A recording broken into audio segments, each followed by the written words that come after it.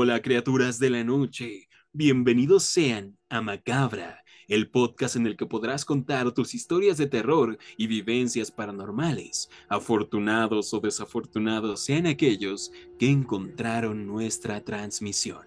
Yo soy Chris Stonehead y seré su guía en esta noche, en la que hablaremos del incidente en Roswell y su encubrimiento.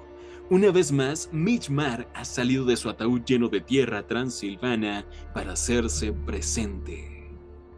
Así es, Chris.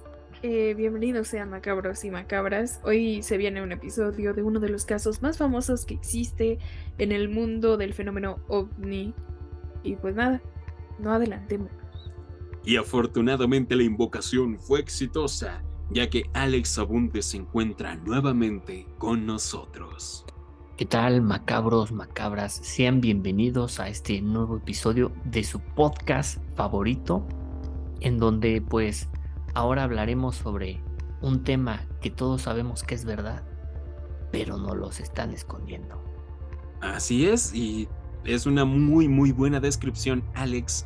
Algo se estrelló muy cerca de Corona, un pequeño pueblo no muy lejos de Roswell, Nuevo México, en 1947, y cambiaría por completo la historia de la investigación OVNI y, por desgracia, sería el inicio de una larga trayectoria de encubrimientos por parte del gobierno. Vamos a comenzar con este ya clásico y muy sonado caso del incidente de Roswell. Mitch, nos tienes preparado el caso inicial. Sí, ok, les voy a hablar del caso inicial que es titulado, por así decirlo, por los expertos del tema como el caso McBrazel. Todo este incidente ocurrió en un sitio bastante peculiar y les voy a decir por qué. Esto sucedió a 30 kilómetros del poblado de Corona, un poblado muy pequeño que solo tenía 800 habitantes aproximadamente. Era un sitio con muy poca vegetación y estaba aproximadamente a unos 70 kilómetros de Roswell. Roswell era como la población más grande que estaba en toda la zona. Entonces, pues tenían que ir ahí muy seguido para conseguir provisiones, cosas de ese tipo. Y justamente aquí viene lo peculiar, que es que este sitio estaba cerca de la zona de pruebas nucleares White Sands. Tal vez les suene, tal vez no, pero esta zona es donde se probaron bombas atómicas, las primeras bombas atómicas, y a pesar de que había poca población en la zona, con los años fueron estableciéndose algunos ranchos, principalmente ranchos ovejeros. Y pues fue justamente en uno de estos ranchos, el rancho Foster, donde ocurrió lo que les voy a contar a continuación. Pues aproximadamente el 14 de junio de 1947, en el rancho Foster, un rancho ovejero cerca de Corona, Nuevo México, ocurrió un suceso extraño, pues en medio del rancho se encontraba una casa de campo donde habitaba el capataz del rancho, Mac Brazel. Él se encontraba despierto, pues era una noche tormentosa y oscura, cuando de pronto, en medio de la noche, él escuchó un gran estallido y después silencio. Todo parecía haber caído en silencio salvo esa explosión. Mac Brazel se asomó por el pórtico y vio un gran resplandor, pero no hizo nada. Hasta que pasadas las semanas, aproximadamente el 2 de julio, sus ovejas comenzaron a salirse del rumbo habitual. Él estaba siguiéndolas y al llegar a esa zona del rancho, a donde ellas no querían cruzar, vislumbró algo brillante extendido a lo largo del suelo, a lo largo de todo el terreno. Las ovejas pues no querían acercarse a esta zona a pesar de que necesitaban pasar ahí para llegar al abrevadero. Entonces Mac Brazel se acercó para ver de qué trataba, bajó de su caballo y vio restos metálicos por todas partes. Él creyó que seguramente era algo del ejército que se había caído, restos de un avión o de un cohete. Solo tomó algunos trozos para despejar el camino y los retiró para que sus ovejas pudieran cruzar. recordemos que esto era algo muy común en esa zona, tal vez que llegaran a verse cosas caer del cielo, cosas de este tipo, porque era una zona de pruebas, era una zona militar, pasaban muchos aviones. Y pues Mac Brazel le contó a alguno de los empleados del rancho sobre lo que había encontrado, y uno de ellos le comentó que hace poco había leído sobre el avistamiento de varios platillos voladores. No sé si estén más familiarizados sobre esto, pero a lo largo de este año, sobre estas fechas, comenzó a darse algo que se llama como la fiebre de los platillos voladores. Claro, en los 40. Sí, sí, comenzaron a surgir casos, me parece que por ahí un militar vio algo, no lo sé, pero estaba muy, muy en la boca de todos este tema sobre el avistamiento de platillos. Yo tengo entendido que por la época estamos hablando de después de que terminó la Guerra Mundial, la Segunda Guerra Mundial. Entonces ya habían explotado hace muy poco las bombas atómicas allá en Japón, lo que fue el punto final de la guerra. Entonces había mucho miedo y pánico atómico de este bombardeo, ¿no? Ya conocíamos la capacidad de destrucción de estas bombas y ahora todo el mundo estaba esperando que otros países lanzaran sus propios proyectiles, ¿no? Entonces también inicia la idea de la Guerra Fría, digamos que empieza entre Estados Unidos y Rusia y hay mucha tensión. Entonces digamos que toda la gente después de la guerra tenía los ojos en el cielo todo el tiempo, como esperando aviones, bombas, vivían con este pánico. Por ejemplo, aquí en México nosotros sufrimos lo de los temblores, los sismos constantes, entonces también se nos queda como un pánico después de que escuchamos la alarma sísmica en cualquier cosa, en un coche que pasa, en una alarma, en un teléfono que suena, ya sentimos que es la alerta. Entonces en esos momentos creo yo que la gente estaba viendo el cielo y es donde se empiezan a ver estos objetos voladores no identificados que obviamente ya conocíamos por la ciencia ficción, pero entonces se empieza a popularizar ya como de ya están visitándonos, están en nuestro cielo, porque tenemos registros de ovnis desde hace miles de años, pero aquí como tal ya fue como la explosión, ¿no? De que podíamos verlos ya en todos lados, que ya estaban aquí, estaban entre nosotros, lo cual es algo cierto. Creo yo que es por eso ese inicio, ¿no? de este fenómeno. Uh-huh. Y pues sí, fue este empleado del rancho quien le comentó esto, y lo hizo creer de que podría tratarse de eso. Sin embargo, Mac Brazel era un hombre muy sencillo. Realmente él no tenía teléfonos o radios para enterarse de la situación. Así que a la mañana siguiente, él viajó a un bar de Corona a contarle a uno de sus amigos, el dueño del bar, sobre los trozos de metal hallados, e incluso mostrarle algunos de los trozos para pedir su opinión.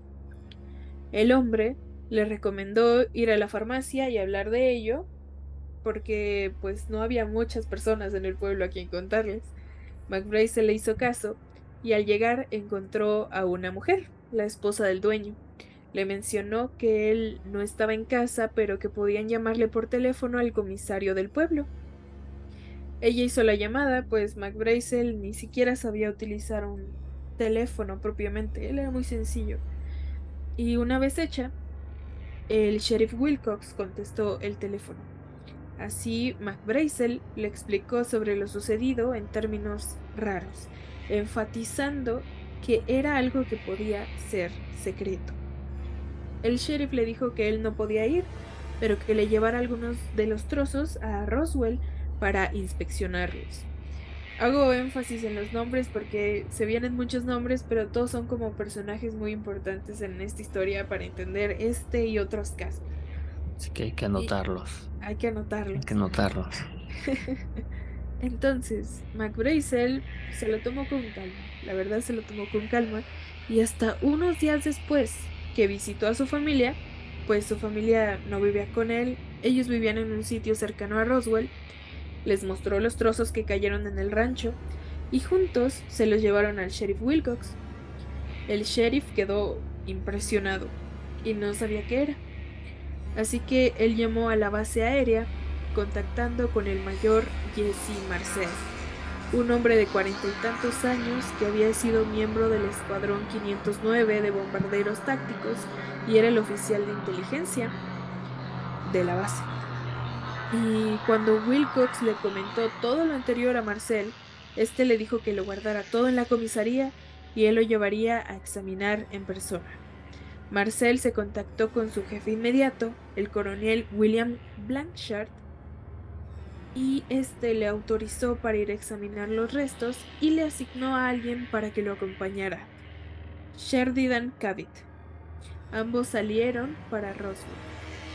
Sin embargo, mientras todo esto pasaba, alguien en la estación de radio se enteró de lo ocurrido porque Marcel llamó por un teléfono para informar y ellos pues se apuraron y entrevistaron a McBrazel. Y él declaró lo que vio. Un campo de objetos metálicos como nunca había visto. Había objetos que parecían vigas, trozos de metal y muchos objetos extraños. Y pues la gente... Pausa. O sea, para este punto, McBrazel encontró los restos. Sí. Se tardó como 15 días en ir a revisar después del choque, para empezar. Y entonces agarró unos cuantos pedazos, no todos. No todos. Y era un campo entero de trozos. Y se fue con su compa al bar y el del bar le dijo, no. Ve a la farmacia. Ve a la farmacia. Entonces fue a la farmacia, no estaba el compa de la farmacia y lo atendió su esposa. Sí. Y la esposa llamó al sheriff. El sheriff como que dijo, sí, como no, ahorita vénme a ver a Roswell. Y entonces ahí McBrazel le enseña a su familia pero los trozos. Esperó como una semana todavía. Todavía esperó más tiempo. Sí. Pero digamos que en este punto McBrazel y su familia son los que han visto las piezas de este objeto. Hasta el momento, ¿no? Les llevó algunas piezas que eran las piezas que iba a llevar a Roswell. Hasta este momento es muy importante lo que dices. Vieron las piezas el sheriff, la familia, que son sus hijos, su esposa, la mujer de la farmacia y las personas del bar. Ok, os iba ahí enseñando a todo el mundo. Todas las personas, era un pueblo pequeño. Muchas Sí. personas de Corona vieron los restos, su familia, y en Roswell el sheriff. Y probablemente, no sé, las personas de la radio que lo entrevistaron. El sheriff marca a la Fuerza Aérea y los de la Fuerza Aérea dicen que sí, ya lo autorizan. Que por cierto es un nombre importante, pero no recuerdo cómo se llamaba, el que lo atiende. El mayor Jesse Marcel. Jesse Marcel. Y entonces van ahí a la comisaría y de ahí le dicen, deja todo. En la oficina del sheriff. No, todavía no llegan. Apenas van. No te adelantes, por favor. No te adelantes. Por favor. No spoilers, spoilers.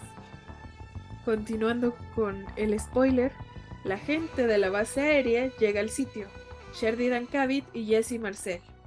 Ellos, tras ver los objetos, se pusieron nerviosos y ordenaron que nadie moviera nada. Se llevaron a McBrazel al terreno donde cayeron los desechos y ahí McBrazel les mostró dónde estaban los demás objetos. Se les hizo muy noche intentando guardar los restos en 2 vehículos que los agentes llevaban, que incluso tuvieron que dormir en el rancho de tan noche que se les hizo que no pudieron guardar todos los objetos que había en el campo. Y de hecho eran tantos que no iban a caber en esos 2 vehículos. Y pues claramente supongo que avisaron de lo que vieron, porque a la mañana siguiente el rancho estaba lleno de militares y habían cientos de camiones en el área, cientos, prohibiendo el paso a todas las personas, incluso para McBrazel.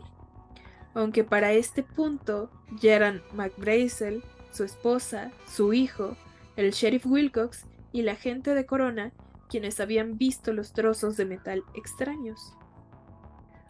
Y mientras todo esto ocurría, el mayor Jesse Marcel, que aún se encontraba recolectando restos metálicos en el campo, fue notificado que al día siguiente tendría que volar al campo aéreo del ejército de Fort Worth, en Texas, con los restos recuperados, en uno de los 3 aviones que saldrían para el campo aéreo Fort Worth. Entonces, al llegar a su hogar, él les llamó a su esposa y su hijo, a Jesse Marcel Jr., personaje importante también, y les mostró algunas de las piezas que tenía en el auto, Las piezas tenían dibujos de colores marrón o rosados. Las descripciones varían, y al revisarlos se sorprendieron porque los materiales eran ligeros como el papel, pero muy resistentes, como un metal extraño. A la mañana siguiente, Jesse partió a la base con los restos metálicos. Ok, Y aquí déjame intervenir un poquito. Entonces, se llevan a McBrazel a su rancho. Encuentran todo este campo lleno de piezas que es Jesse Marcel y su otro compañero, que se me olvida el nombre, Sheridan Cavitt. Y entonces ellos dos llenan sus camionetas y se les hace tan noche que se quedan con McBrazel en su rancho toda esa noche con las piezas. Se quedan a dormir ahí. Ok. Y ya es hasta el día siguiente que llega ya el ejército como tal, ya no dejan pasar a nadie y se llevan los restos. Como en película me lo imagino, despertaron y ya estaba todo lleno de militares, ya sacaron a McBrazel, adiós, no vuelves aquí nunca. Pues nada. Claro, y entonces, como le dicen a... se me va el nombre, Jesse Marcel. Jesse Marcel le dicen, tienes que llevar los restos a Texas, supongo que alguna parte, no todos. Él se va a su casa en Roswell y ahí ve a Jesse Marcel Jr., su hijo, y a su familia, y les enseña las piezas de la nave. Mira. O sea, yo nada más para que nos hagamos una idea de la magnitud de cuántas personas ya vieron los restos hasta este momento y cuántos días han pasado desde el choque. Recuerdo por ahí que cuando estábamos investigando sobre esto hace 3 semanas. ¿Qué? Pues somos igual que McBrazel. Vimos un documental en el que sale el hijo de Jesse Marcel, que es Jesse Marcel Jr., y cuenta sobre este encuentro en esa noche que llegó su padre, Jesse Marcel, el mayor Jesse Marcel, y le enseñan los restos a él y a su madre, y les menciona que esto es algo muy importante, que vean, que lo identifiquen y que no lo olviden nunca, porque es algo importante. Ok. Sí, eso es una declaración importante, ¿no? No lo olvides. Sí, yo creo que si en me este muero punto fueron ellos. Es que en este punto no había como tal un encubrimiento, o sea, no estaba la idea de los hombres de negro ni del gobierno tapando, sino que era como de vean lo que encontramos, desde por fin tenemos evidencia de lo que hay vida en otros planetas y están aquí, o sea, yo creo que era más que nada eso, todavía no había como que alguien diciendo hey, no digas nada. Entonces está muy cool. Y pues aquí termina la parte oficial, la versión oficial de la historia. Sin embargo, la historia continúa, pues un 8 de julio de 1947, cuando parten a Fort Worth con la carga, la base militar de Roswell transmite un comunicado a través de Walter Haut, quien era el oficial de prensa de la base. Un comunicado escrito en un formato oficial militar, en el cual decía que en el rancho Foster, con ayuda de McBrazel, se había recuperado un platillo volador. El texto exacto no ha sido recuperado, la nota se perdió, y esta es la primera, o la perdieron. Y esta es la primera vez en la historia en que las fuerzas norteamericanas publican o admiten que habían recuperado un platillo volador. La noticia se disparó a lo largo de todo Estados Unidos y a pesar de que no existía televisión, solo con los periódicos, pues se volvió toda una masificación de esta información, y en los periódicos se decía que por fin se había destapado el misterio de los platillos voladores y los rumores se habían hecho realidad, cuando los oficiales de inteligencia del Escuadrón 509 pudieron capturar un platillo volador. Dios mío, esa es la nota del periódico.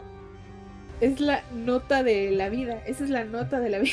El titular del periódico era así, recuperaron el platillo volador, Dios mío. Sí, entonces así. Supongo que así se enteró más gente, ¿no? Ya. No, sí, pues con claro. eso pues ya. Yo digo que la relevancia del caso Roswell, que realmente no es Roswell, sino que es cerca de Corona, es es precisamente este punto de que el ejército de los Estados Unidos reconoció que habían hallado los restos de un platillo volador. O sea, tal cual, la versión oficial, como que... Sí, y quiero enfatizar algo, es que ya lo mencionabas bien tú, Chris, que Estados Unidos, bueno, el mundo en sí, se venía recuperando de la Segunda Guerra Mundial. Ajá. Y Claro. ellos estaban súper orgullosos de que en Roswell estaba muy cerca la base del Escuadrón 509 y se hacían las pruebas de las bombas. Y pues este grupo, no sé si saben quién es el Escuadrón 509, era el grupo mixto de bombardeo atómico. Okay. Ellos eran la formación más poderosa de la Segunda Guerra Mundial, que destruían ciudades y que los norteamericanos estaban orgullosos de eso.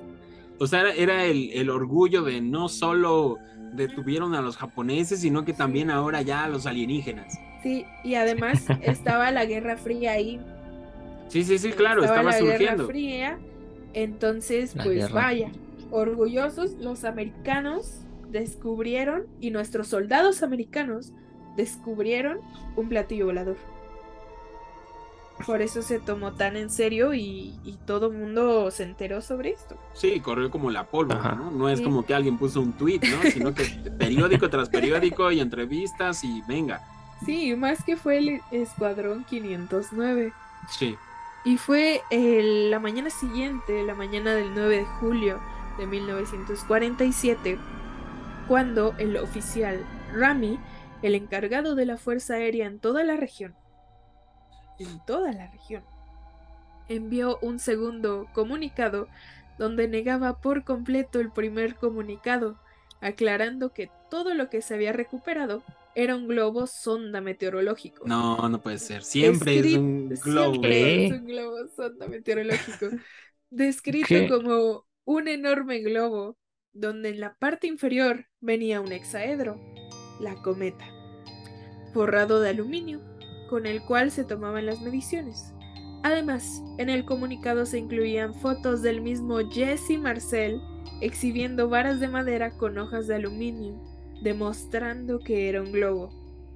Incluso la prensa entrevistó a Mac Brazel y él mismo declaró que estaba apenado por hacer ruido por una tontería y que se sentía muy, muy apenado.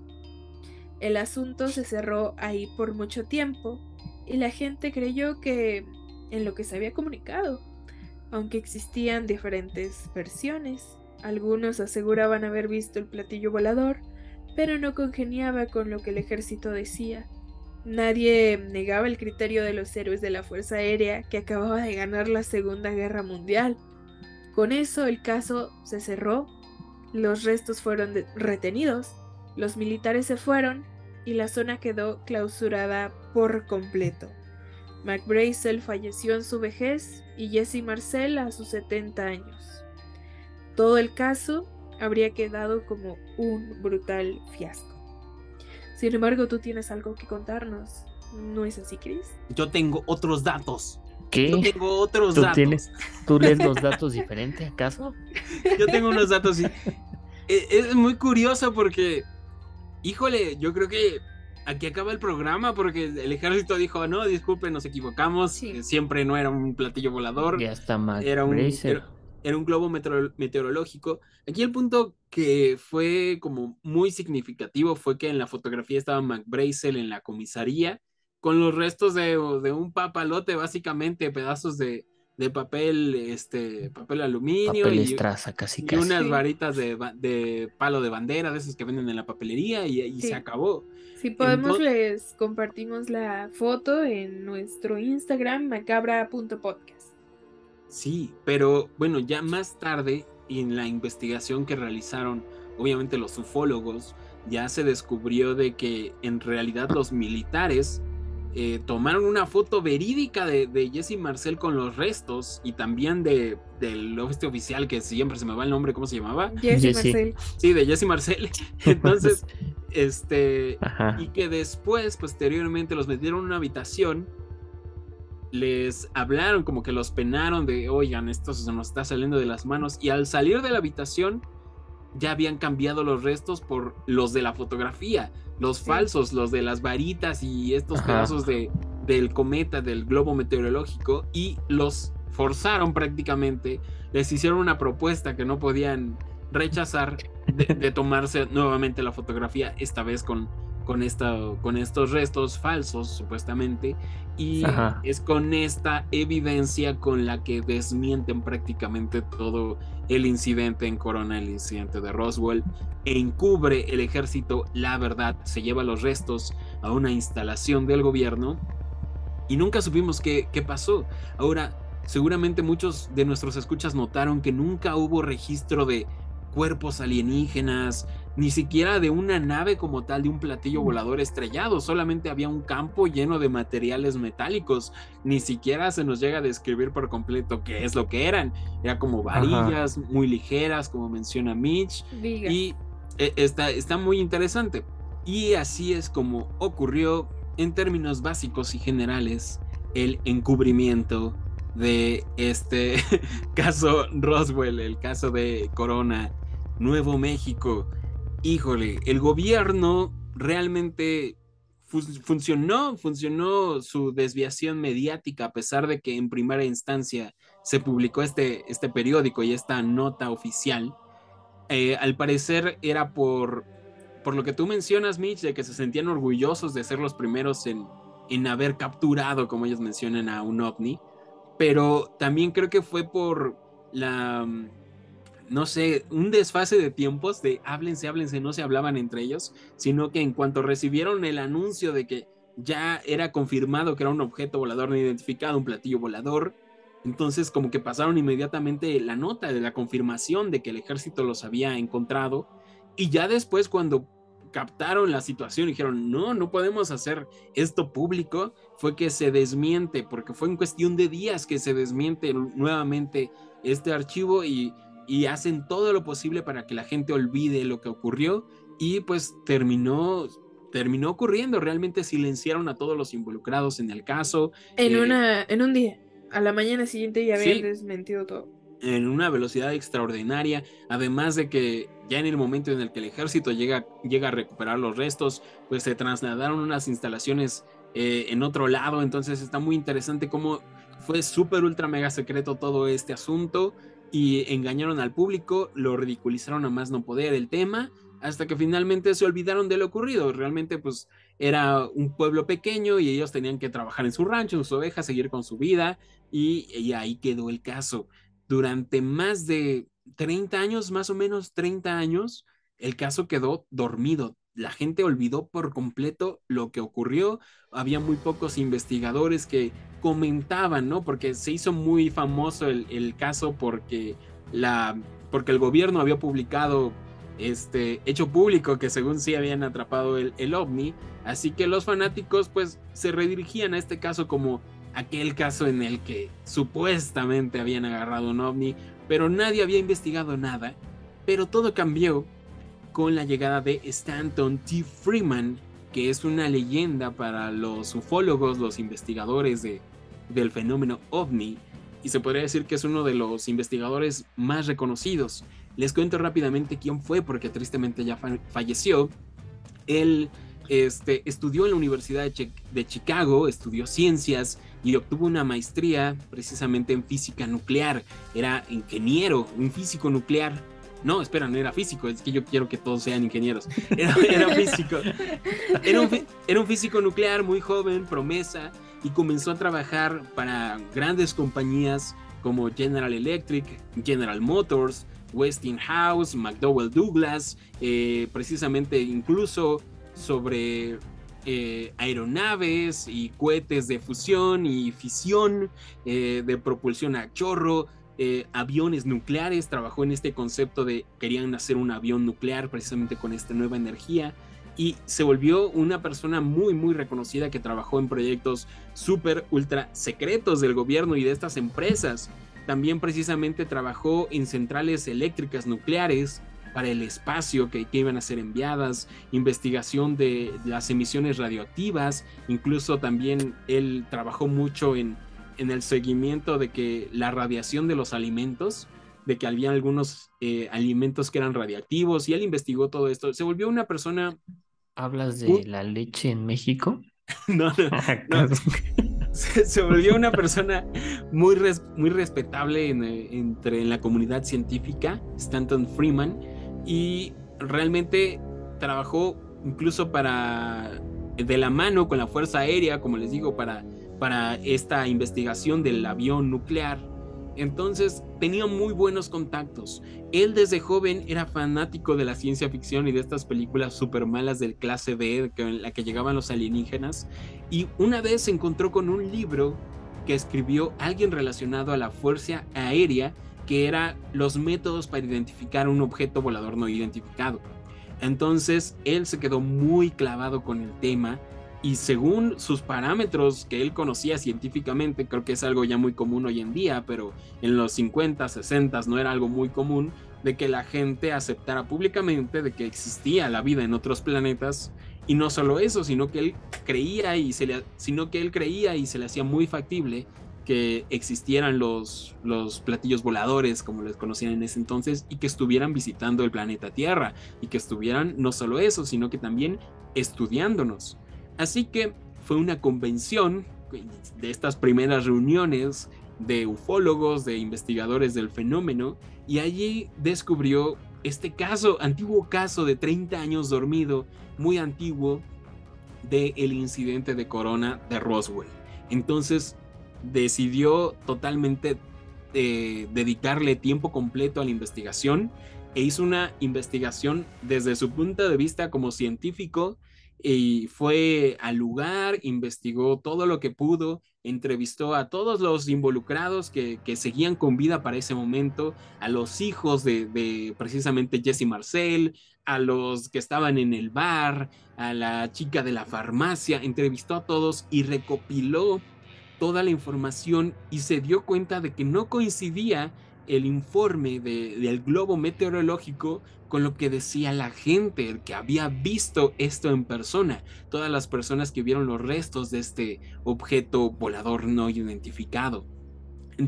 Entonces toda la historia que nos contó Mitch hace unos momentos precisamente se ha recuperado a través de las entrevistas que hizo Stanton Friedman. Él reunió todas las partes, y por eso sabemos que Mac Brazel fue a tal lugar y habló con tal persona y les enseñó los restos, porque él fue entrevistando persona en persona de los que quedaban vivos y lo que recordaban de ese día en el que vieron estos objetos extraños. Y no solo eso, sino que fue más allá, investigó en las bibliotecas, en los registros del periódico, de todo, buscó, ahora sí que usó sus medios, sus contactos, e investigó en registros oficiales del ejército, de la Fuerza Aérea. Entonces se dio cuenta de que algo no cuadraba, que realmente había sido un encubrimiento. Algunos oficiales negaban haber estado en el lugar, pero realmente había registro de que estuvieron ahí en esas fechas. Entonces, como que se dio cuenta de que sí ocurrió algo que no estaban dando a conocer al público. Entonces, empezó algo más curioso. No solamente encontró registros de ese incidente, sino que se dio cuenta de que había declaraciones y datos y archivos que eran de distintas partes de los alrededores, incluso en otras noches, en otros días que no coincidían con la historia relatada por Mac Brazel. Entonces había algo más. Se dio cuenta de que no solamente estaba el caso de Corona y Roswell, sino que había más casos, los cuales había encubierto el ejército y la Fuerza Aérea de los Estados Unidos. Se podría decir que Stanton Friedman es quien dio a conocer al público todo el caso Roswell, y él obviamente en esta investigación lo va publicando y va difundiéndolo en cada lugar en el que puede, en la radio, de entrevistas de televisión. De hecho, le pagaron muy mal por estas entrevistas, pero a él no le importaba. Él lo que quería era dar a conocer la verdad, porque muchos de los escépticos y retractores de todo este caso hacen énfasis en que Stanton Friedman hacía todo esto por negocio, porque él quería vender libros, porque él quería que le pagaran por entrevistas, pero realmente muchos de los que lo conocieron en vida, porque falleció hace muy poco, pues señalan de que él realmente estaba comprometido con esta información y quería darlo a conocer al público, y sobre todo estaba comprometido con su propia investigación, al grado de que dejó de trabajar como físico nuclear totalmente para dedicarse al 100% a la investigación ufológica. Entonces, gracias a él, se tiene el registro de todos los demás casos. Y Alex nos va a contar un poquito más de los demás casos que se volvieron incluso más famosos o más importantes que el incidente inicial de Roswell en Corona. Exacto, porque desde que comentaste lo de los casos, yo creo que nuestros macabros y macabras dijeron, pero ¿qué casos? ¿De qué casos me estás hablando? Entonces, pues aquí tenemos el caso número 2, que es en San Antonio, Nuevo México, en agosto de 1945. Pues resulta que 2 niños descubren un objeto con forma de aguacate clavado en la tierra, pero no cualquier aguacate. Era, digamos que un objeto de 10 metros de largo por unos 8 de ancho. O sea, la verdad que tenía un buen tamaño. Pues al inicio se pensó que era un avión que se había caído, y cuando fueron con sus padres para avisarles que este objeto estaba ahí, varias personas de la comunidad se acercaron para ver lo que sucedía. Pero pues descubrieron que ya había militares en toda la zona cubriendo el objeto, y de acuerdo con el testimonio de las personas que vieron eso, los militares habían dicho que había caído un avión de prueba, que pues es algo que se escucha lógico, ¿no? Pero aquí viene lo raro, es que en esa época los aviones no eran así. Y bueno, pues digamos que ese caso fue desechado también y no se consideró como un caso ovni. Y pues aquí podemos ver cómo de nuevo, digamos que el gobierno intervino, llegaron los militares, cubrieron, dijeron, no, otra vez no, pues que un avión de prueba, se cayó, lo normal, ¿no? Pero pues está raro, ¿no? O sea, que lleguen militares, cubran todo y pues te den esa información. Pero pues cumplieron su cometido, ¿no? Porque pasó lo mismo, que se desechó, no se pensó que fuera un caso ovni y pues se quedó ahí. ¿Cómo ven este caso?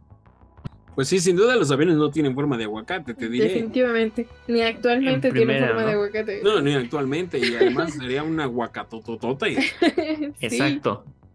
Y aparte en Estados Unidos A me ver, parece que ¿qué? no hay aguacates. No hay aguacate. Les Los dicen traen de acá. avocado. Avocado. Avocado. Avocado. Y luego se cortan la mano. Sí. ¿Se acuerdan cuando lo intentan partir se cortan la mano? Cuando- Sí, no. Ahora imagínate uno tan grande. No, pues No, no. no. Se cortan un brazo. Oye, me gustó porque agosto de 1947 me parece que es diferencia de días con el caso Roswell. No. Aquí dice el El 45. caso Roswell fue en el 45. Ah, ok.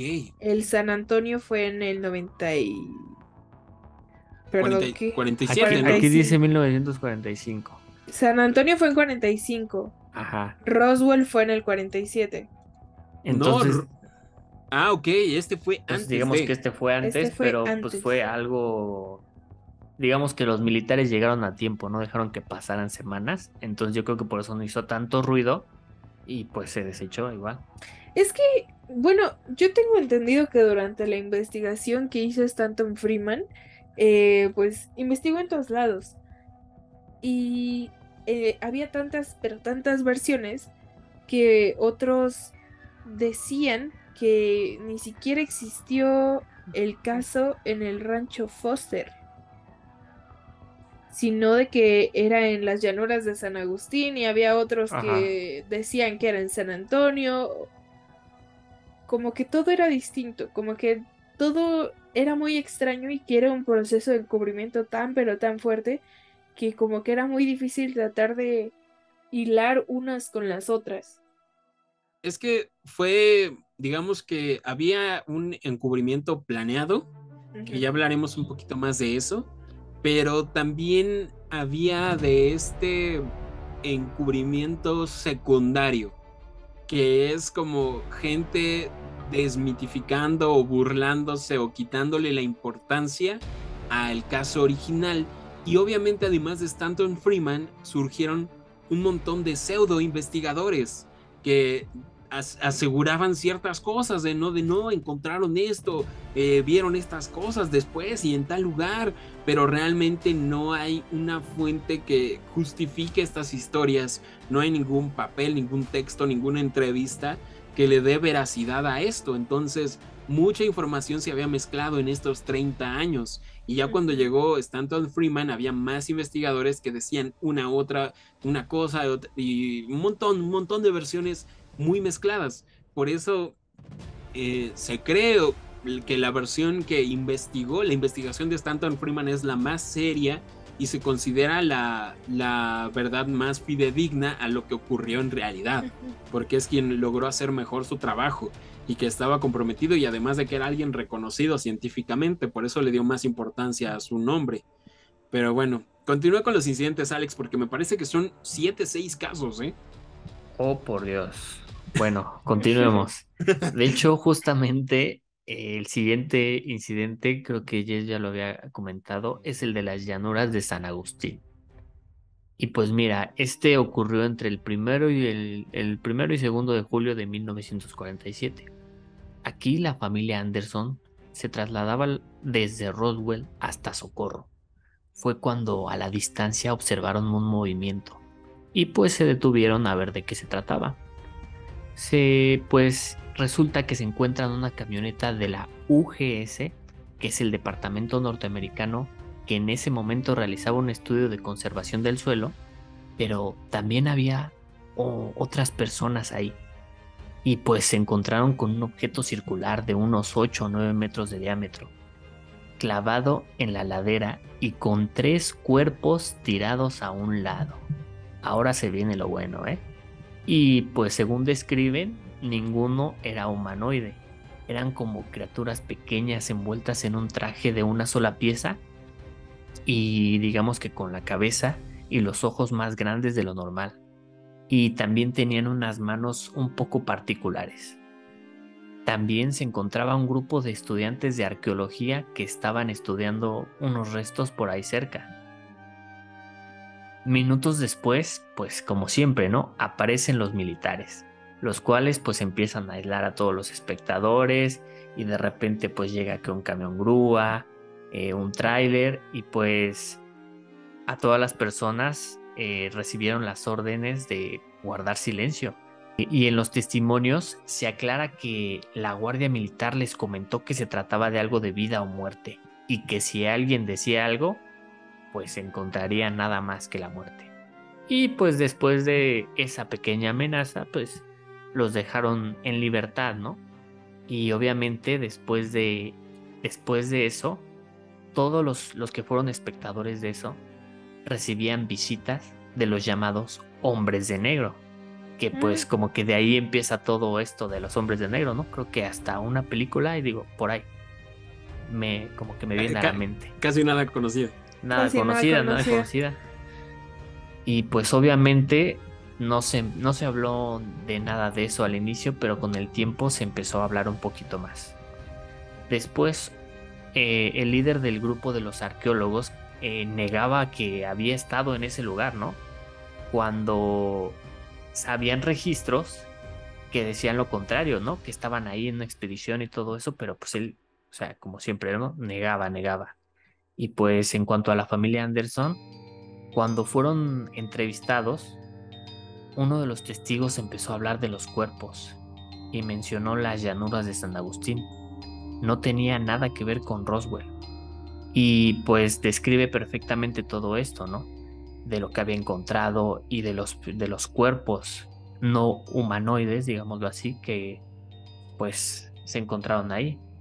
Y pues posteriormente a esto, los militares tuvieron todos los caminos cerrados y donde había sucedido todo eso, y se tenía un control muy específico, muy estrecho en toda la zona.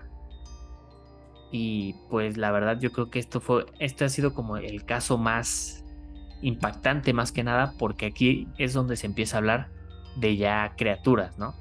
Cuerpos tirados.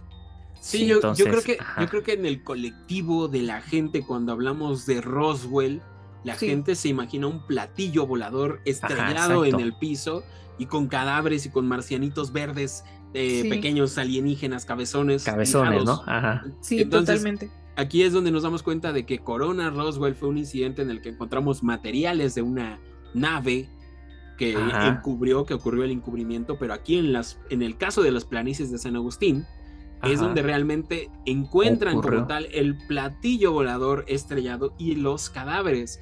Y es donde, digamos que el encubrimiento fue mucho más extenso. Incluso los ufólogos y los conspiranoicos un poquito ya creen que se le dio más importancia al caso de Corona precisamente porque era insignificante comparado con el caso de las planicies, en el que habían encontrado 3 cuerpos de alienígenas y una nave Sí. completa. Entonces creen que por eso se volvió más popular Roswell, porque así lo permitió el gobierno, para que la gente ignorara el segundo caso. Ajá, exacto. Es muy interesante. Alex, ¿tienes el dato de los demás incidentes creo que por aquí lo tengo? A ver, Mira, sorpréndenos. según Sorpréndenos. la investigación de Stanton Freeman, no está muy claro, encontró como diferentes registros, el caso de las planicies. Tenemos el caso de Corona, el caso de las Ajá. planicies, el caso de San Antonio. San Antonio, y ya después tenemos otro que es el caso Aztec. De este no se tiene casi nada de información al grado de que mucha gente cree que fue inventado. También tenemos el caso de las montañas Capitán. Tampoco se tiene mucha información, pero tenemos ese registro de que ocurrió también algo por ahí. También tenemos el famoso caso alternativo de Roswell. También se podría decir que es algo similar en el que se encontró igual cuerpos de alienígenas. En total podrían ser 6, tal vez 7 incidentes registrados en esta misma zona en casi el mismo periodo de tiempo. De hecho, ocurrieron el de Roswell, el de las planicies, ocurrieron en los mismos días. A excepción de San Antonio, que ya mencionaron que ocurrió en el 45, que se ocurrió antes, que no se tiene mucha más información de la que ya nos contó Alexis. El caso es que el gobierno comenzó a desmentir cada uno de estos casos de una manera, digamos, muy sutil. El Roswell fue desmentido en 1994, el año en el que llegué yo al mundo, y precisamente lanzaron un reporte. Imagínense, tantos años después, en el 94, el Roswell ocurrió en el 47. Entonces lanzaron un reporte que señala que siempre no fue un globo sonda meteorológico, sino que fue un globo del proyecto Mogul, que era un proyecto que según era ultra secreto, que es básicamente un gran globo que sostenía un micrófono gigante que era para detectar la detonación de bombas atómicas en cualquier lugar del mundo. Entonces ellos estaban intentando buscar bombas y detonaciones y pruebas que hacían los soviéticos. Supuestamente, eso fue lo que dijeron oficialmente en el 94. Después, recordemos esto de los cadáveres.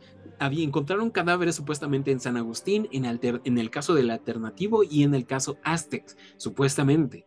Entonces, la Fuerza Aérea, con respecto a los supuestos alienígenas encontrados, mencionó en otro documento que eran simples muñecos de prueba, insistiendo que en los 40 habían hecho pruebas con estos muñecos conocidos como dummies, que eran para ver los daños que sufrían en el cuerpo al tener caídas de paracaídas y diferentes cositas. ¿Recuerdan esta serie de Discovery de los Mythbusters? Sí. Pues precisamente Buster, el muñeco de pruebas, era uno de estos muñecos.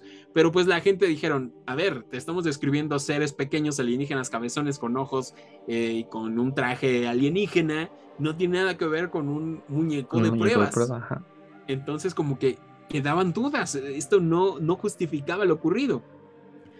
Después, curiosamente, a pesar de que el gobierno ya había desmentido tanto cuando ocurrió el incidente de Roswell como en el 94, ahora volvieron a hacer una segunda declaración en el 97, haciendo un archivo súper detallado de lo que ocurrió para que ya la gente se olvidara por completo de Roswell. Estamos hablando del 97 cuando ocurrió en el 47. Y bueno, dejaron varios huecos, ya que intentaron desmentir varios casos, pero no se habla en ningún momento de los cadáveres que supuestamente fueron recuperados. Ahora, lo que sí ocurrió cuando ya estaba Stanton Friedman en su mejor momento es lo que les digo, de que se comenzó a intentar desacreditar la información y a ridiculizar todo el tema, al grado de que estamos siendo víctimas ahora mismo de esto. Si buscan Stanton Friedman en internet o el caso Roswell, van a encontrar cositas, incluso videos de youtubers, otros podcasts que intentan decir la verdad oscura detrás de Stanton Friedman, de que realmente fue súper desmentido todo esto. Y mucha gente cree, a pesar de que hay muchos que conocen el caso, cree que simplemente no ocurrió nada, cuando realmente tenemos muchos testigos y declaraciones juradas de gente que vio los restos, no solo en Corona, sino que también en las planicies. Entonces, algo está pasando ahí. Y entonces surgió un famosísimo video que es conocido simplemente como Autopsia a un alienígena. Esto se viralizó incluso hoy en día, en nuestra época, en pleno 2022. Siguen apareciendo clips por ahí que la gente cree que son verdaderos. Este video surgió en 1995 y fue un cortometraje que duraba aproximadamente 48 minutos y mostraba supuestamente detalle a detalle de la autopsia, y realmente se ve bastante real, se ve en una muy buena resolución. Vemos que está en una especie de base supuestamente secreta, vemos que los utensilios, el reloj que está en la pared, la mesa, todo lo que utilizaban sí coincide con cosas que se hubieran utilizado en esa época, en los 40s. Sin embargo, empezamos a ver detalles como que alguien no lleva cubrebocas, alguien por ahí, ya saben, pequeños detallitos que dejan ver de que esto es falso. Además de que el alienígena es claramente como un muñeco. A final de cuentas, salió la verdad a la luz de que un cineasta amateur que se llama Ray Santilli, creo que se llama así, fue quien hizo esta película para ganar notoriedad en el medio y vendió su video como real, con una historia falsa diciendo que lo había recuperado de un militar retirado, que había encontrado eso en una caja abandonada supuestamente del caso de Roswell. Y bueno, el resto es historia. Ya es completamente 100% comprobado de que el video es falso, ya se aceptó que fue falso. Santilli intentó fingir que esto era verdad durante mucho tiempo, hasta que muchos investigadores serios como Stanton Friedman le hicieron cara y le hicieron preguntas, y simplemente pues se quebró y salió la verdad de que él había fingido todo esto y lo había hecho pasar como realidad. Ahora, se cree que se ganó mucha notoriedad esto porque era otra jugada del gobierno, como de permitir que la gente se burlara de esto, de que se veía súper ultra mega falso, pues para que la gente se olvidara de eso, se riera un poco y lo ridiculizara, al grado de que hoy en día en Roswell tenemos un McDonald's con temática de aliens y restaurantes, y venden souvenirs y cositas de los alienígenas. Y sí, no, de hecho, el caso Roswell, pues todo se hizo tan popular que se celebra ya un Día Mundial del OVNI. Sí, que claro. Es el 2 de julio y justamente también en Roswell está el Museo Internacional del OVNI. Sí, y créanme, yo no veo nada de malo en esto. Me gustaría ir y participar en esto, pero al mismo tiempo esta ridiculización de lo que ocurrió nos desvía al mismo tiempo de la verdad y nos deja en claro que funcionó el encubrimiento que hizo el gobierno a final de cuentas, porque la gente no está diciendo queremos saber la verdad, sino que está comprando un globo con forma de alienígena. Sí. Entonces mucha gente intenta decir, no, es que todo esto fue una farsa, una mercadotecnia para que Roswell tuviera visitas, porque es algo turístico.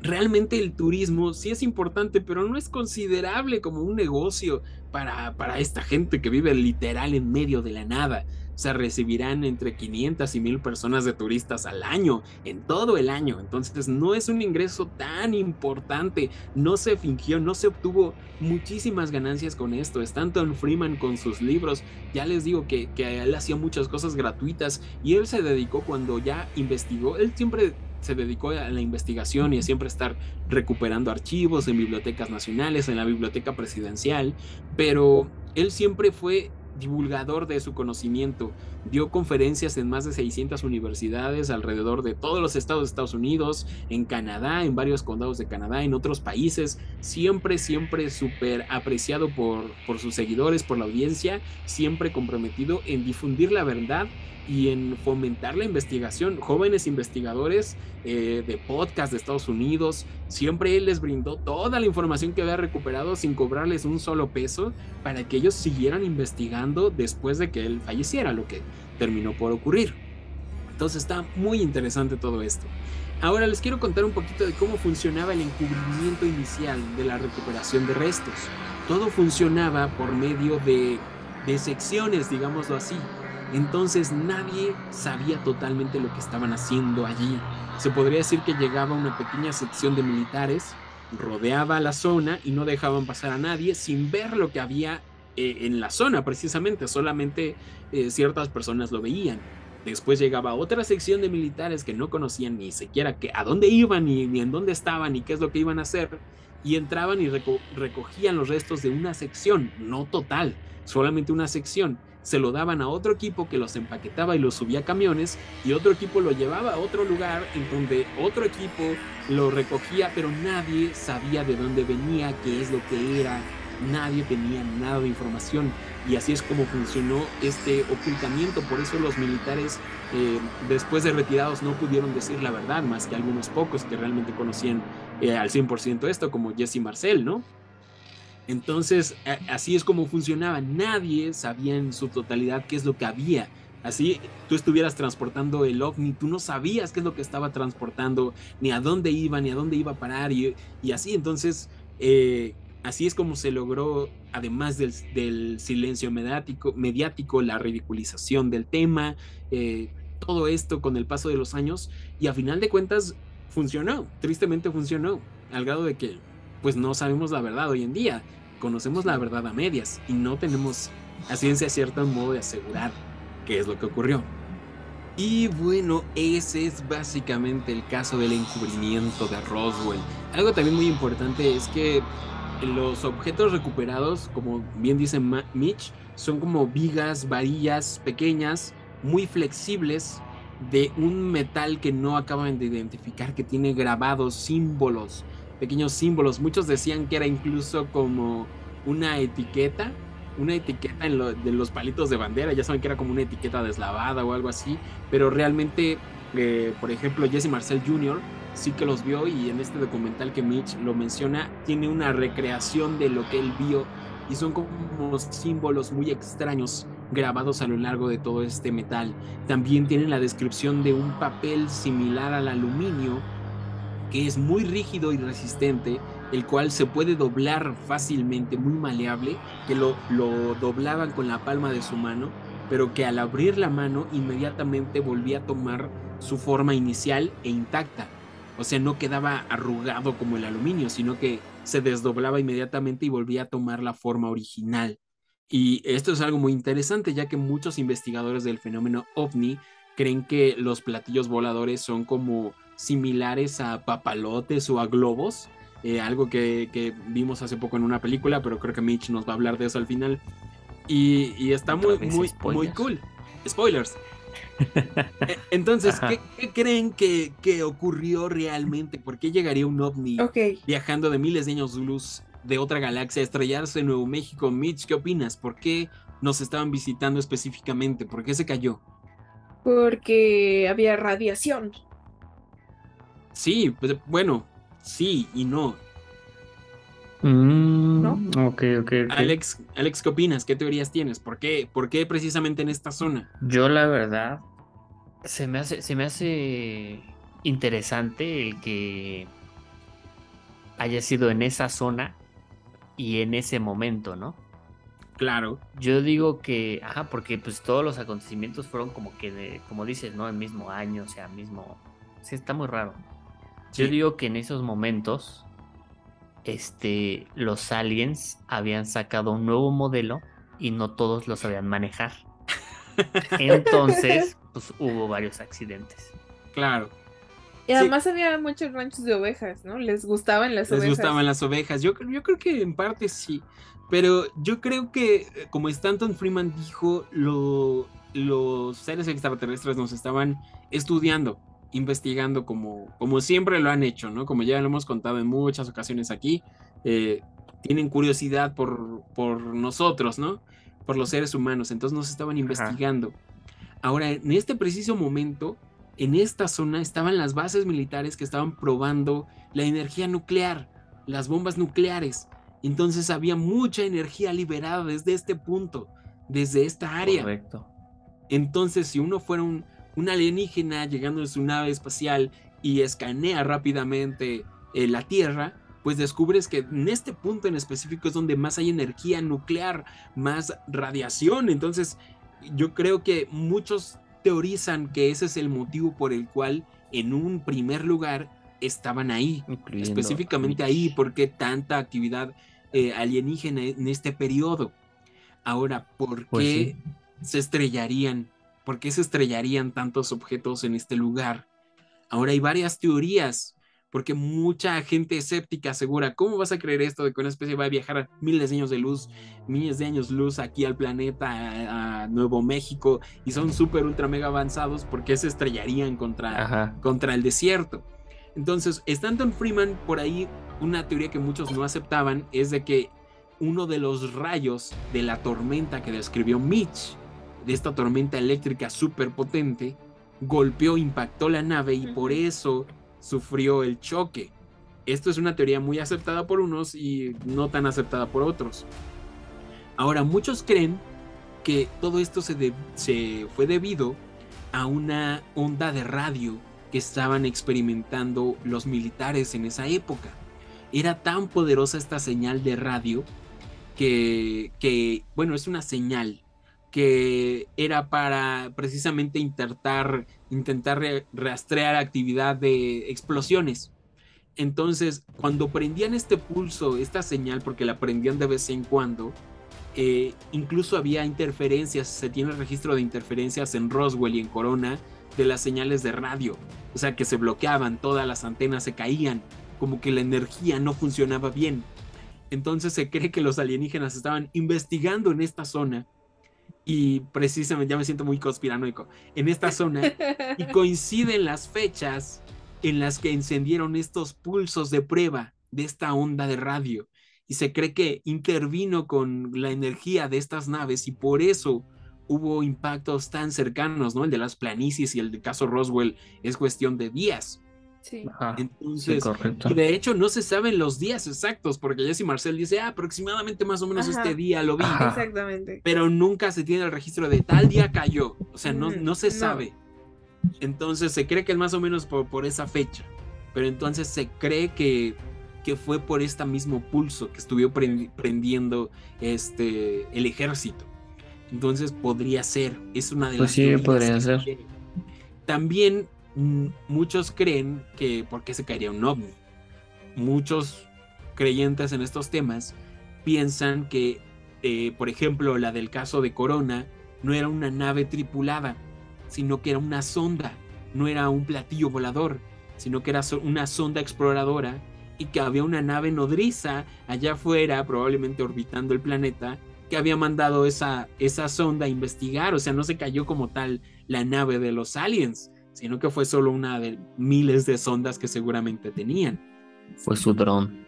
Ajá. Exactamente. Sí, sí. Y esto tiene bastante lógica, concuerda con las versiones de que no había cuerpos. Porque no había cuerpos. No había Ajá, cuerpos, exacto. no había una estructura como tal sólida como la que encontraron en las planicies.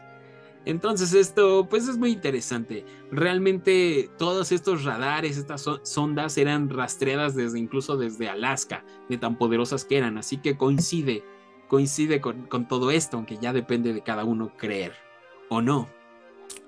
Y pues nada, solamente me queda agregar que Stanton Friedman falleció precisamente el 13 de mayo del 2019 y pues dejó un gran legado para los investigadores no de solo del fenómeno ovni, sino que del paranormal. Creo que era un científico muy, muy reconocido y al que realmente ridiculizaron a todo lo que pudieron de cada segundo.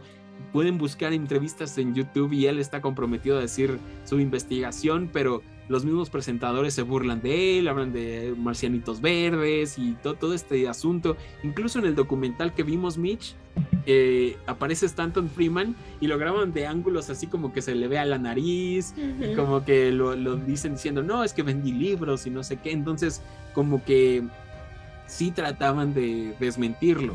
Y esto me recuerda a otro investigador muy respetable, que no es tan respetable aquí en México, que es el licenciado Jaime Maussan, que él está genuinamente comprometido con su investigación y la gente se burla de él, a más no poder. Entonces, creo que algo parecido ocurrió. O sea, que él era un investigador que se burlaban todos de él al grado que la gente ya no creía en lo que él decía. Entonces está muy interesante cómo ha funcionado el encubrimiento. Hablando del encubrimiento, quería mencionar algo súper rápido que es importantísimo en el mundo ufólogo, que es que bueno, hay versiones que dicen que Friedman, en su investigación en la Biblioteca del Congreso, encontró un memorándum del presidente Truman ordenando la formación del grupo Majestic 12 o MJ12, relacionado con Roswell, que sería un grupo, como un comité secreto, de científicos, líderes militares y oficiales del gobierno.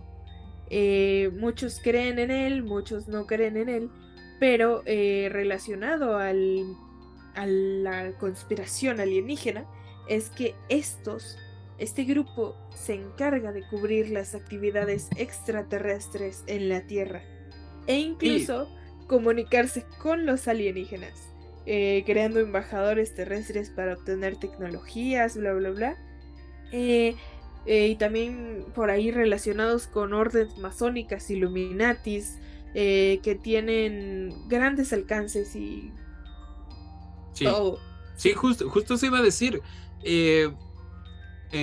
Precisamente por el cómo actuó el ejército en esta situación inicial, de que incluso lo publicaron, lo divulgaron, de sí, encontramos un platillo volador. Se toma esta decisión, supuestamente la teoría y la investigación de Friedman, de que el presidente Truman ordena la creación de este departamento, el Majestic 12, como gente que tome verdaderas decisiones de qué es lo que llega al público y qué no, y cómo se debe actuar ante estas situaciones. Entonces, se podría decir que son como los Illuminati que toman la decisión con respecto a los alienígenas que llegan a caer.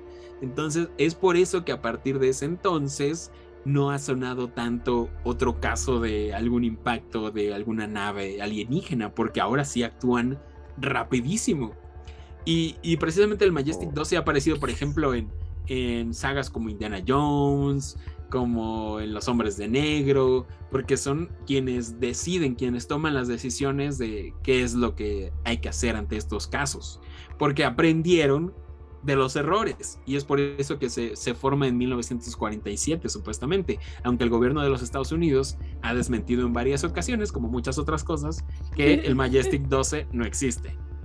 Y pues así como lo comentas, ha llegado la hora de su sección favorita. Así es, esto es recomendaciones.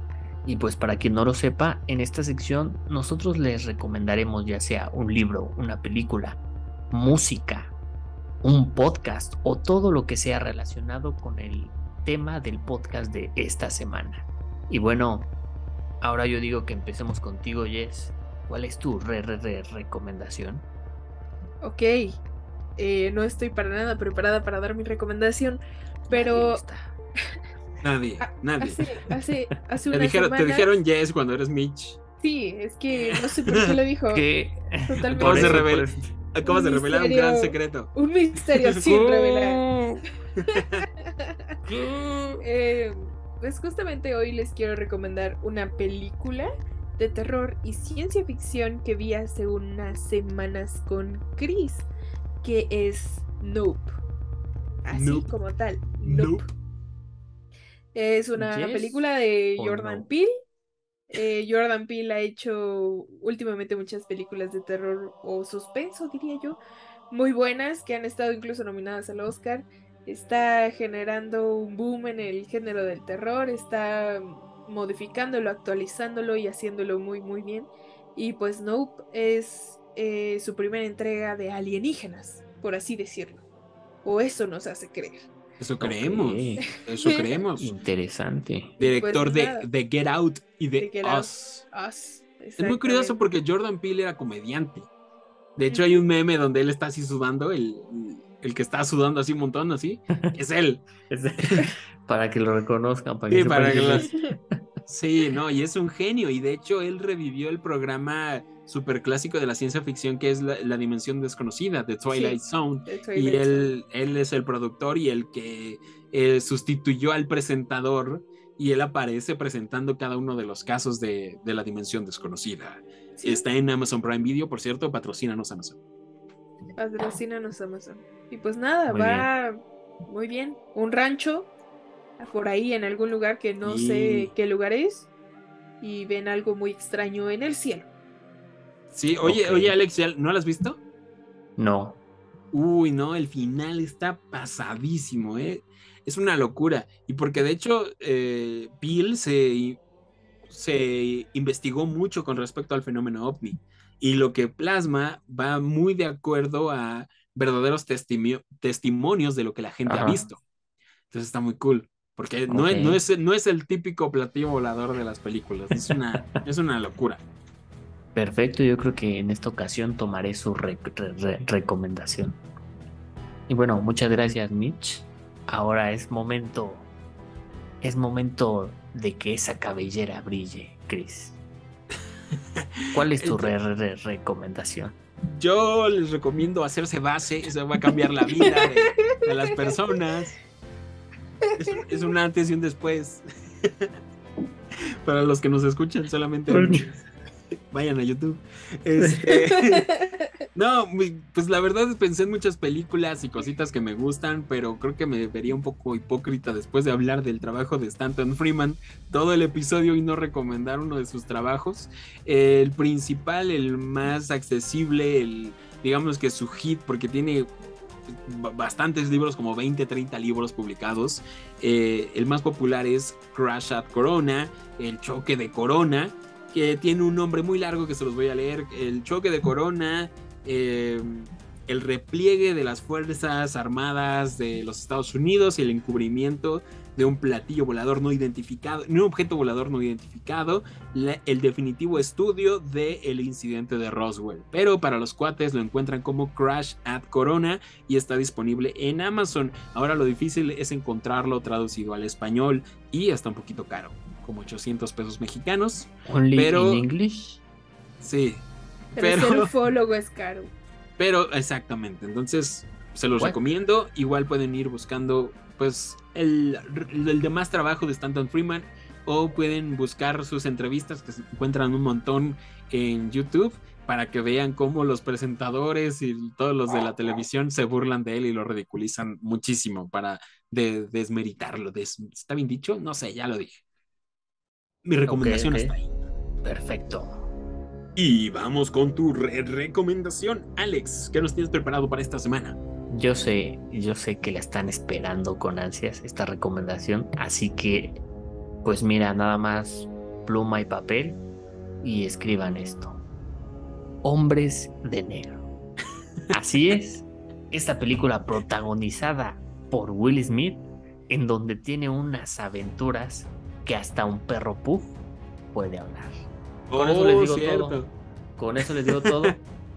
Y van a saber el significado de por qué aplastar a las cucarachas. Sí, Tommy Lee Jones, ¿no? Y de cómo funciona el encubrimiento. Exacto, sí. Eso es, o sea, ahí vemos cómo es que nadie recuerda nada. Flashazo. Desde esa película ocupo lentes de sol. Así les digo. Te salvan la vida. Tus memorias. Oye, pero genuinamente me puse a investigar películas sobre el caso de Roswell y encontré una que creo que se llama La verdad de Roswell o algo así, que el protagonista es Jesse Marcel. Y sí medio cuentan como que los eventos de lo que nos cuenta Mitch, pero al final acaba súper fumadísima con un alien y cosas extrañas. Entonces por eso no las recomiendo, porque a final de cuentas es desinformación. Creo que también hay una serie que se llama Roswell, pero es más de ciencia ficción. Entonces como que no ha habido a la fecha algo totalmente fiel a la versión, a los hechos ocurridos que son recopilados a través de las entrevistas, ¿no? Entonces, por ahí algún director de cine ya sabe, Y si una te buena das idea. cuenta, entonces es desinformación. ¿Y esa desinformación no la estará dando el gobierno, acaso? Todo, la verdad, está allá afuera. Sal. Entonces, hay que salir a buscarla. Hay que salir a buscarla. Vámonos. Sí, no. Está muy rara. Está muy raro. Déjenos, macabros y macabras, su opinión en los comentarios. Si nos están escuchando a través de las plataformas de podcast, pueden buscarnos en redes sociales y por ahí pasarnos su opinión con respecto a este famosísimo caso Roswell, el incidente de Corona. Les recuerdo que nos encuentran en todas las redes sociales, incluyendo TikTok, Facebook, Instagram y también en Twitter. Así que ahí vamos a estar compartiendo ya más activos. Disculpen los días que hemos estado inactivos, estamos de regreso en esta segunda temporada. Recuerda que puedes enviarnos tus historias de terror, paranormales, encuentros con alienígenas, avistamientos ovnis y de lo que tú quieras, mandárnosla a nuestro correo electrónico que es macabra.podcast@gmail.com. Lo repito, macabra.podcast@gmail.com o simplemente macabra.podcast@gmail.com. Exacto, o simplemente búscanos en redes sociales y mándanos un inbox y por ahí déjanos tu historia y te vamos a leer y próximamente estaremos compartiendo las historias que nos están mandando todos ustedes, macabros y macabros, macabros y macabras. Mitchmar, tus redes sociales. Sí, a mí me encuentran como mitch.el.mar en Instagram y en mi cuenta de fotografía de animalitos como natura-el. Perfecto, algo que le quieras decir a los macabros. Nada. Qué cool sería ir a Estados Nada, Unidos. nada, nada. Nada. Sería muy cool ir a Estados Unidos a hacer la ruta del alien. Ay, qué cool sería vivir en Estados Unidos. Qué cool sería vivir en Estados Unidos. Hasta que, bueno, no politicemos. Alex Abundes, ¿cómo te encuentran en redes sociales? A mí me encuentran en Instagram como AbundesAlex y en Twitter como Alex Abundes, si mal no recuerdo. Ok, no, pues sí. Creo, porque creo que los primeros episodios estuve dando un Instagram que no era el mío. Sus números subieron. Yo no voy a decirles nada. Le mandaron incluso contenido Le mandaron privado. historias, contenido, o sea, no sé, la gente creo que no se dio cuenta que no soy yo. Porque no se parece a mí. Pero bueno. Ay, no. Alex, ¿algo más que le quieras decir a los macabros y macabras? Nada más recordarles a los macabros también, igual agradecemos mucho que nos envíen sus historias, pero y recuerden que estamos haciendo los episodios poco a poco y vamos a meter su historia en el tema adecuado. Entonces espérenla con mucha atención. Correcto, así que para esperarla y que no te Hay desesperes. que escuchar. Esperarle y que no te desesperes, suscríbete a nuestro canal de YouTube y también síganos, activa la campanita en Spotify y en todas las plataformas que nos encuentran de podcast. Future, en Google Podcast, Apple Podcast está disponible. Macabra, su bonito podcast, episodio. Iba a decir bonito episodio, bonito podcast. A mí me encuentran en redes sociales como Chris Stonehead. Recuerden que hay que mantener los pies en la tierra, pero los ojos en el cielo. La verdad está allá afuera, yo quiero creer. Esto es Macabra, nos vemos y nos escuchamos la próxima. Adiós.